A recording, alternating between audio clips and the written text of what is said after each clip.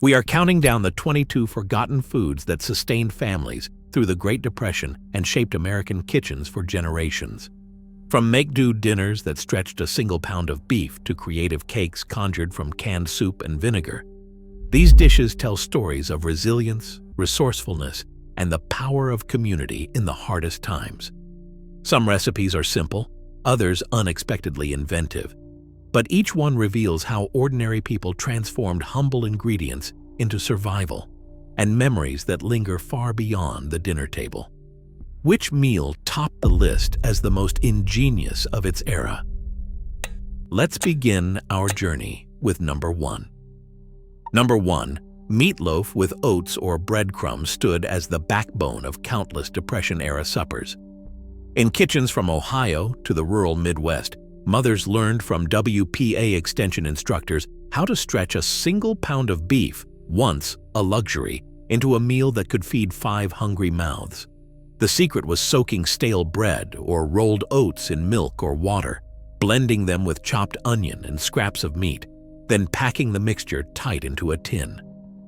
As the loaf baked, the aroma of onions and sizzling fat filled the house, and a savory crust formed along the edges, crisp, golden, and deeply satisfying. WPA home economists recommended a final touch: pouring canned tomato soup over the top to keep the loaf moist and disguise the taste of lower-grade cuts. Every crumb had a purpose. Nothing was wasted. Meatloaf wasn't just a dish, it was a lesson in resilience and thrift, a visible sign of ingenuity at the table. Leftovers, sliced cold for sandwiches, carried that dignity into the next day. Today's meatloaf, with specialty meats and fancy glazes, rarely carries the quiet pride or necessity-driven creativity of these Depression loaves. The lesson endures. A little skill, a little binder, and even the humblest ingredients can sustain a family and preserve a sense of home. In second place, potato soup simmered quietly on stoves from Pennsylvania coal towns to Midwest farmhouses, turning scraps into comfort on the leanest nights. During the hardest years of the 1930s, families saved every peel and eye from their potato sacks, tossing them into deep kettles with onions and a pinch of flour. The scent of boiling spuds and softening onions filled kitchens, while bacon fat, if any could be spared, added a smoky richness that clung to the air. Some pots never truly emptied. Each evening, water and a handful of new potatoes stretched the broth, keeping the soup alive for another meal. WPA relief kitchens and home cooks alike relied on this honest, filling dish, sometimes brightened with wild greens or dandelion leaves as spring arrived. Children dipped bread into bowls, savoring the creamy, earthy warmth that made the house feel full again. Unlike today's instant mixes, Depression-era potato soup was dense, slow-cooked, and layered with the ingenuity of making something from almost nothing. This was more than supper. It was a lesson in stretching, preserving, and finding comfort in the simplest of ingredients. Third on our list, Hoover stew filled the bowls of the hungry in church basements and city relief kitchens during the darkest years of the Depression. Named for President Hoover, whose leadership was blamed for the hard times, this improvised stew became a symbol of pooled survival, stretching every can and crumb to feed dozens for just a nickel a serving. The pot simmered with canned tomatoes, softening macaroni, beans, and chopped hot dogs, the aroma sharp and tangy as it bubbled on battered stoves. Every drop of rinse water from the cans was poured in, nothing wasted. Every bit of flavor coaxed out for the next round of hungry hands. Volunteers and mothers ladled out portions with practiced thrift, making sure no one left empty. More than a meal, Hoover stew was a testament to community ingenuity, proving that when resources ran thin, collective effort and shared creativity could still bring warmth and fullness to the table.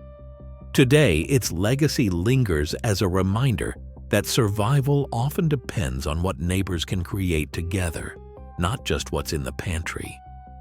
Number 4.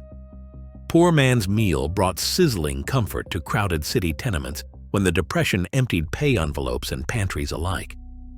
In neighborhoods from New York's Lower East Side to Chicago's South Side, the skillet became the center of the evening meal, potatoes sliced thick, onions chopped coarse, and whatever bits of sausage or hot dog could be spared.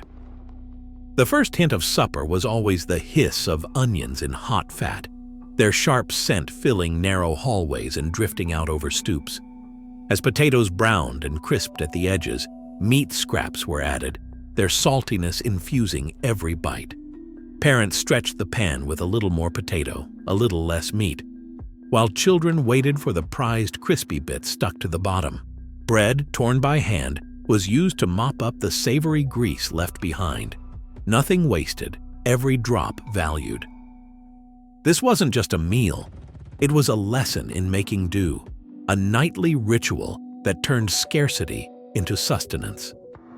Today's skillet suppers echo the technique, but few carry the memory of community cookbooks and the ingenuity that once filled whole apartment blocks with the smell of survival. Number 5. Cabbage and noodles, known in coal towns as haluski, brought warmth and comfort to immigrant tables when paydays ran thin and produce had to stretch through the week. In the mining communities of Pennsylvania and Ohio, Polish and Hungarian families relied on the sturdy green heads of cabbage, a crop that kept well in cellar bins even as winter dragged on. Mothers would slice the cabbage thin and let it brown slowly in bacon fat or lard, the kitchen filling with a sweet, grassy perfume as the leaves softened and caramelized. Homemade egg noodles, pale and tender, were boiled and tossed into the skillet, soaking up every glossy drop of rendered fat. Sometimes a handful of onion or a pinch of pepper added depth, but the heart of the dish was always the transformation of humble cabbage into something rich and sustaining. At Lenten suppers and church socials, haluski was piled high, enough for seconds, sometimes even thirds, serving as both a main course and a symbol of community. Children learned to twirl the slippery noodles, savoring the contrast of chewy pasta and soft, buttery cabbage.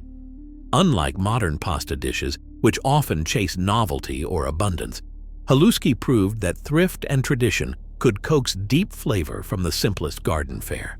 Today, few meals capture the same sense of immigrant pride and collective resilience that once simmered in those well-worn iron pans. Number 6. Creamed chipped beef on toast, known to soldiers and school children alike as SOS, stood as the institutional answer to meat scarcity in the 1930s. In Army mess halls and WPA cafeterias from 1933 through 1938, thin strips of preserved beef, briny and deep red, were frayed by hand and stirred into a bubbling white sauce of flour and milk. The aroma was sharp and salty, the sauce thickening as it simmered, the beef softening until it nearly melted. Ladled over crisp toast, the gravy soaked into every crumb, turning dry bread into a filling, savory meal that could stretch a sliver of meat to feed a whole table. In schools, this dish appeared on subsidized lunch menus, offering protein when fresh cuts were out of reach. For many, the first taste of SOS came under the fluorescent lights of institutional dining rooms, where the clatter of trays and the scent of steam marked a new era of government-supplied sustenance. What began as a military staple became a symbol of collective endurance, proof that preservation and ingenuity could turn even the humblest ration into a meal that stuck to the ribs. Today, creamed chipped beef lingers mostly in military nostalgia, but its legacy is a lesson in making every ounce count, especially when the pantry ran thin. Number 7. Cornmeal mush took center stage on breakfast tables from the Mississippi Delta to Indiana farmsteads, where families relied on a sack of meal to stretch through lean weeks. In the 1930s, South and Midwest, both black and poor white tenant farmers simmered coarse cornmeal with water or a pinch of salt, stirring until the slurry thickened to a golden, spoon-standing porridge. The scent was earthy and plain, sometimes sweetened with a drizzle of molasses when sugar was a precious luxury. When the pot cooled, leftovers were poured into pans to set overnight. By morning, the dense slabs were sliced and fried in bacon grease or lard, the edges crackling to a crisp, the inside creamy and warm. This wasn't just a way to fill bellies. It was a ritual of thrift, where nothing went to waste and every crumb found purpose. Children learned that yesterday's mush could become tomorrow's breakfast, fried until golden and dunked in syrup if any could be spared. While modern grits and polenta are dressed up with cheese and cream, the honest, rugged mush of Depression mornings survives as a quiet testament to ingenuity and survival. Number 8. Chicken and dumplings from backs and bones transformed the humblest scraps into a feast that filled both stomach and spirit.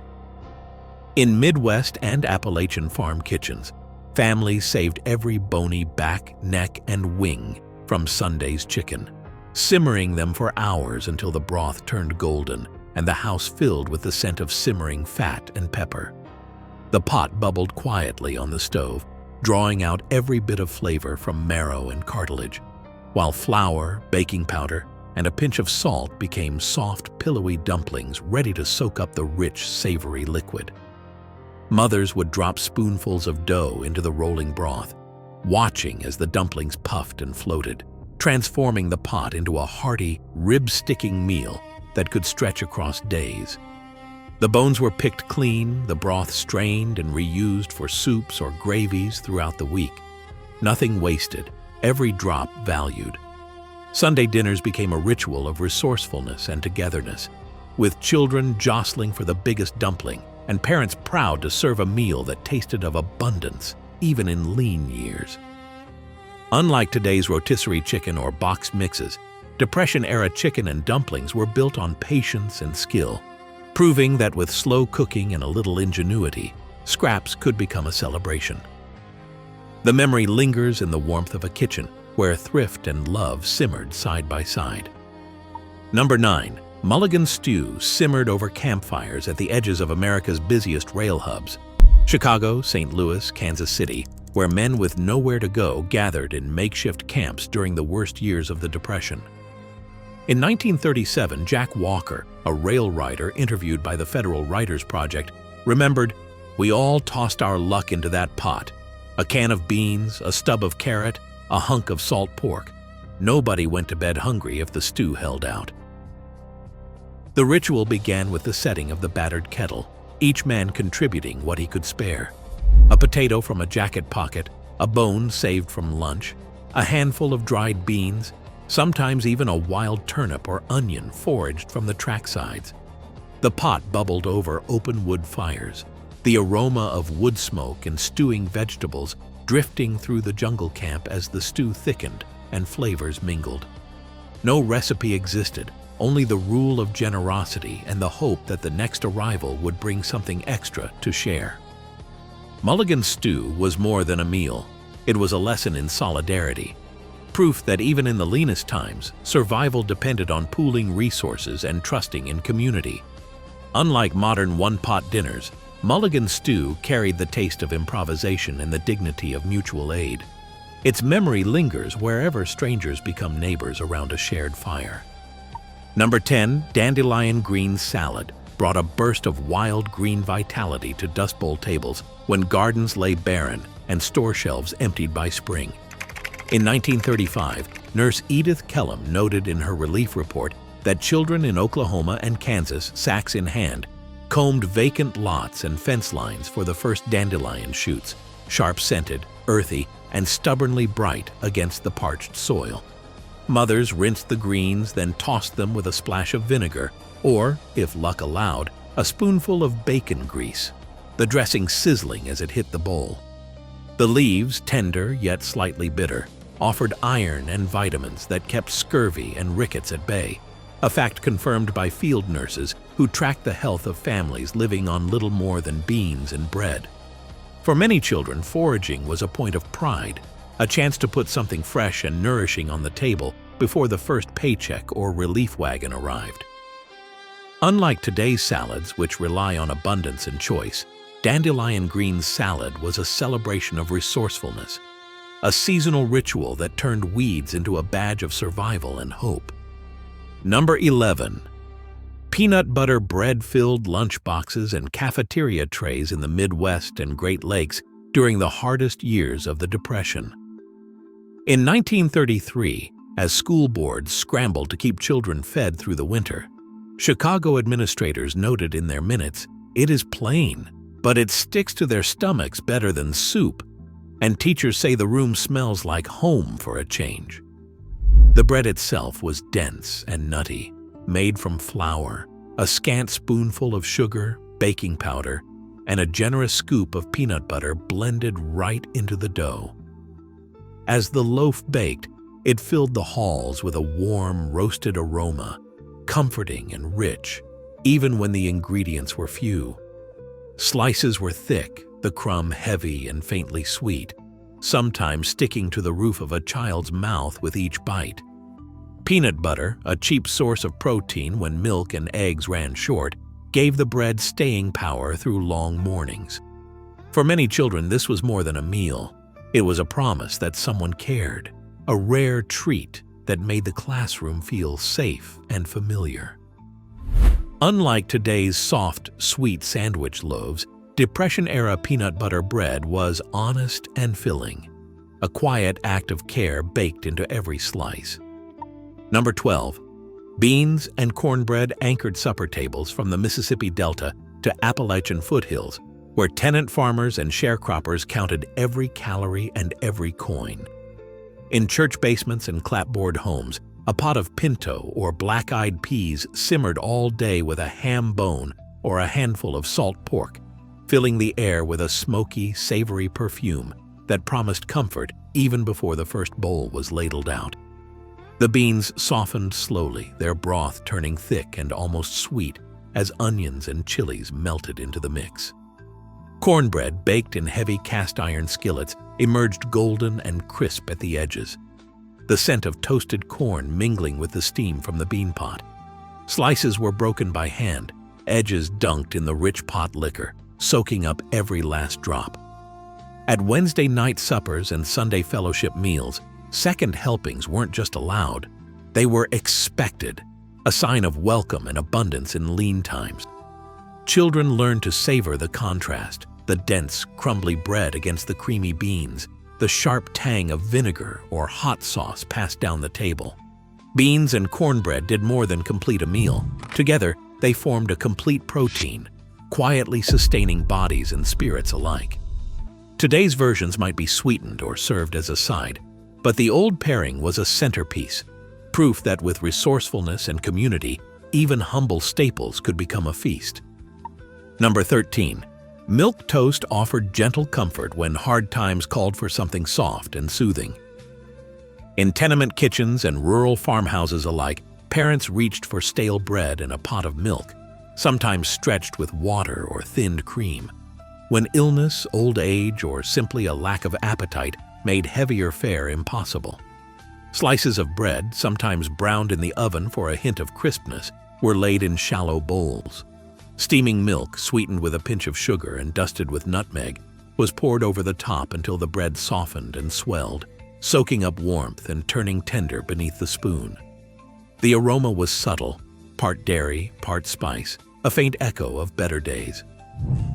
Nurses and mothers alike wrote in household diaries how milk toast calmed, upset stomachs and quieted fretful children, offering a pause from the sharp, smoky flavors of beans and cornbread. More than a meal, it was a gesture of care, proof that love could be ladled out even when the pantry was nearly bare.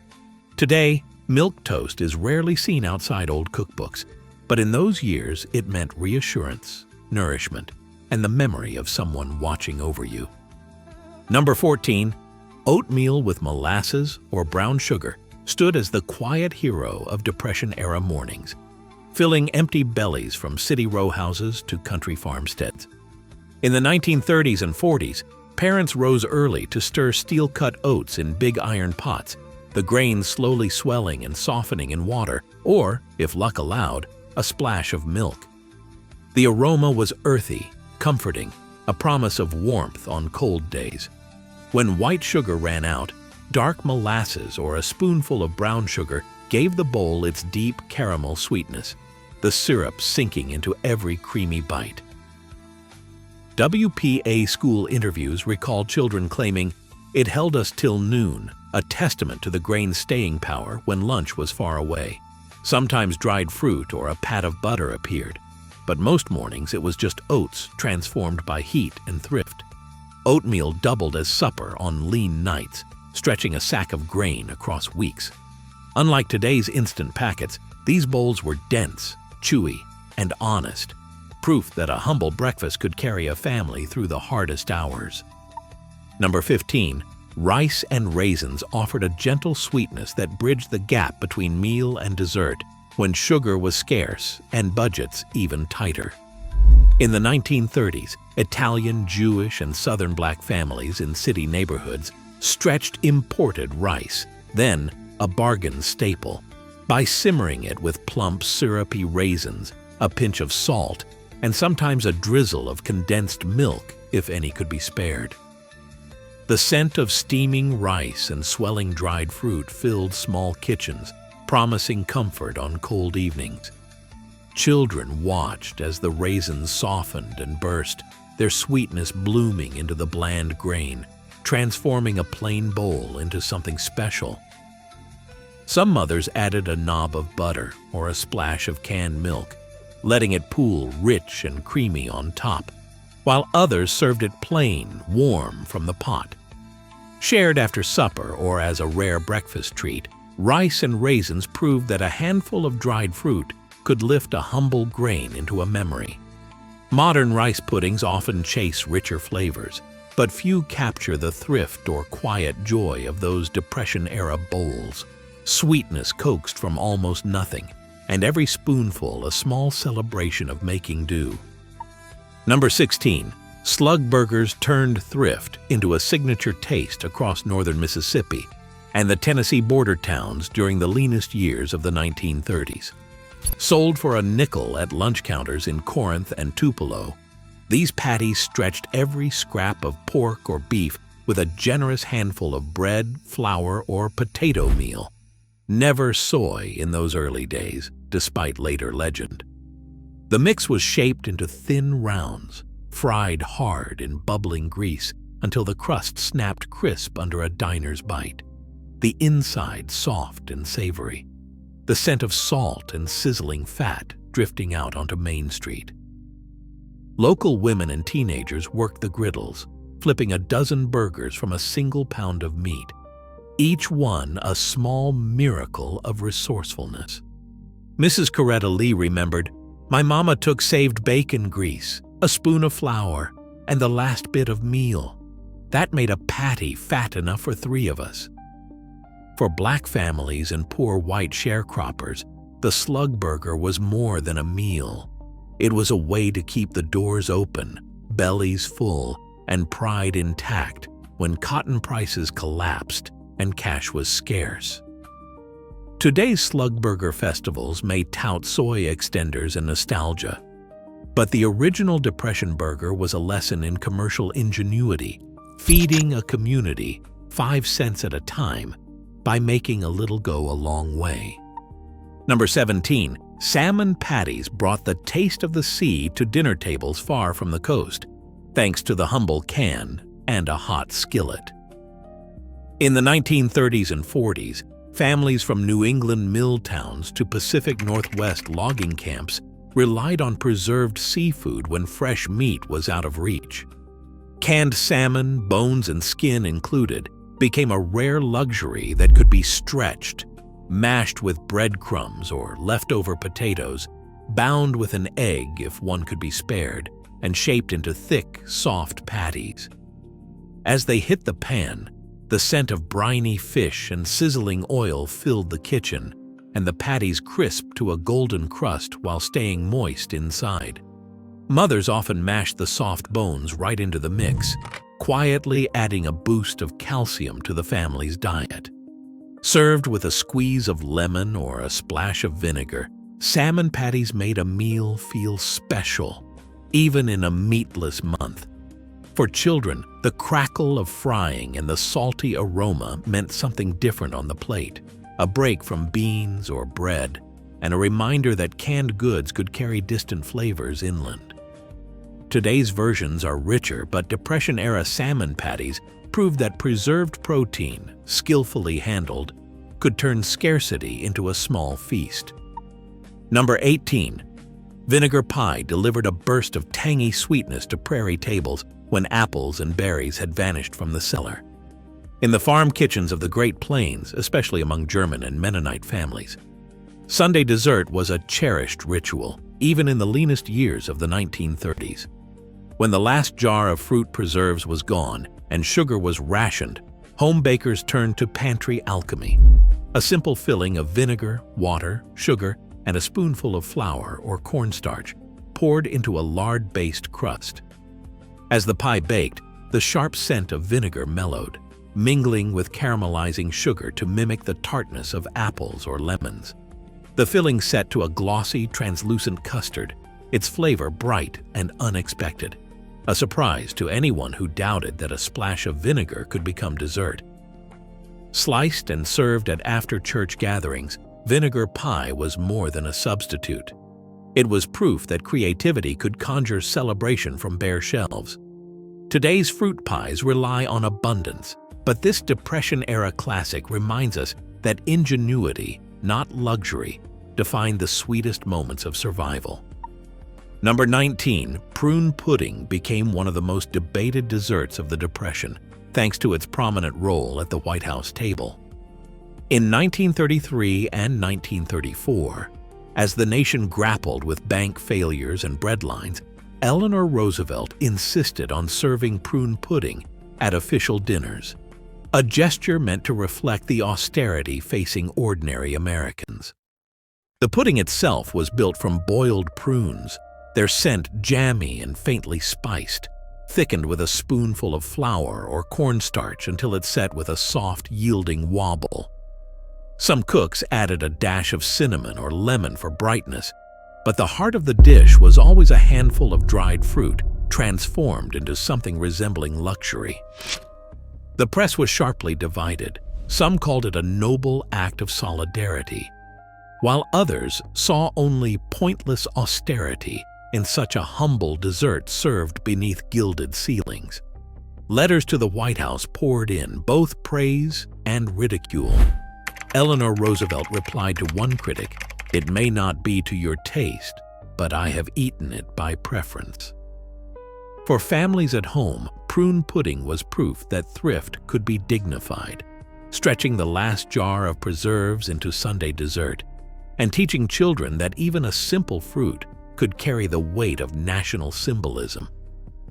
Today, the dish is mostly a punchline, but its story endures as a reminder that food can be both sustenance and statement, a lesson in how public gestures and private ingenuity often collide on the plate.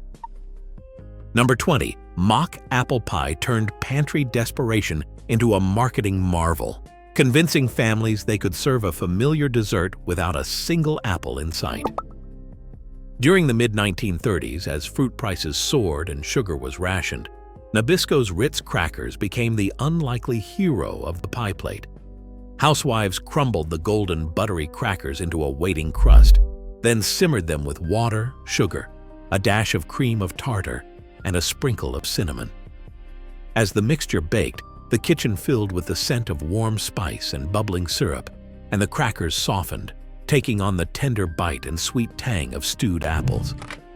The secret was chemistry, cream of tartar lending just enough acidity to mimic the sharpness of fruit, while the crackers absorbed syrup and spice.